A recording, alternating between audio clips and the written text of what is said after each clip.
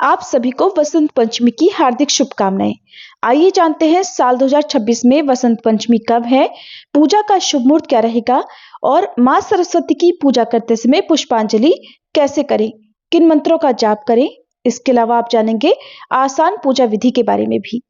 इस बार माघ महीने के शुक्ल पक्ष की पंचमी तिथि 23 जनवरी दिन शुक्रवार सुबह तड़के 2:29 से शुरू हो रही है और पंचमी तिथि शुक्रवार को पूरा दिन रहेगी और 24 जनवरी शनिवार को 1:46 AM पर देखा जाए तो शुक्रवार की ही रात 12 बजे के बाद का ये समय होगा, तब समाप्त हो रही है। ऐसे में उदया तिथि के अनुसार इस बार 23 जनवरी दिन शुक्रवार को ही केवल एक ही दिन वसंत पंचमी का त्योहार मनाया जाएगा। इसी दिन पूजा होगी और व्रत भी इसी दिन रहेगा।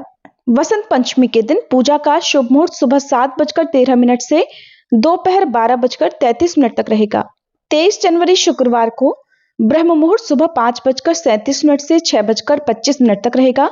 इस दिन सूर्योदय होगा सुबह 7:13 पर, सूर्यास्त होगा शाम 6:03 पर।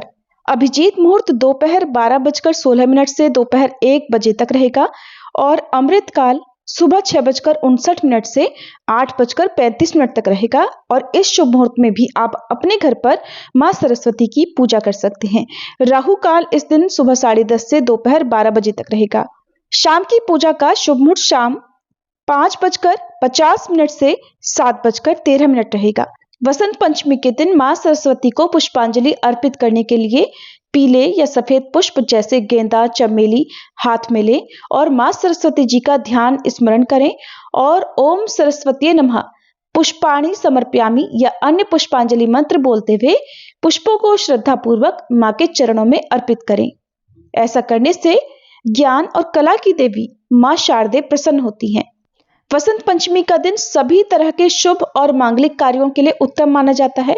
इसी कारण इसे अबूझ मुहूर्त कहते हैं, जिसमें बिना पंचांग देखे नए कार्य कभी भी किसी भी समय शुरू किए जा सकते हैं। और इस दिन खास तौर पर विवाह, विद्यारंभ संस्कार, उपनयन संस्कार या गृह प्रवेश जैसे शुभ कार्य करना अत्यंत फलदायी होता है।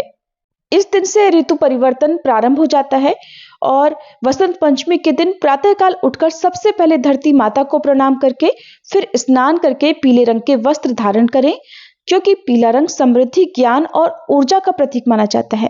फिर मां सरस्वती की प्रतिमा या चित्र को गंगाजल से शुद्ध करके किसी चौकी पर पीला वस्त्र बिछाकर स्थापित करें।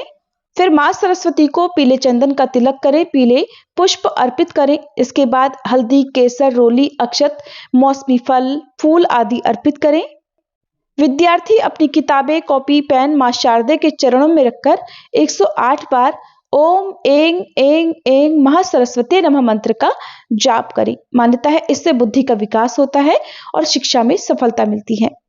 पूजा करने के अलावा मां शारदे के मंत्रों का या स्तुति का पाठ करें या श्रवण करें और मां सरस्वती की कथा का भी श्रवण करें।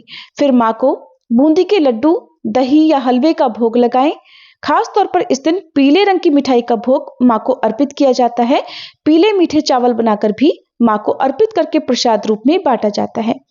आरती उतारने के बाद हाथ जोड़कर पूजा पाठ में हुई गलतियों के लिए क्षमा मांगनी चाहिए। आप चाहें तो इस दिन उपवास भी रख सकते हैं और उपवास रखने वाले भक्तों को इस दिन केवल मीठा फलाहार ही करना चाहिए। उपवास सुबह से लेकर शाम तक किया जाता है। ये थी आज की वीडियो। उम्मीद है आपको पसंद आई होगी।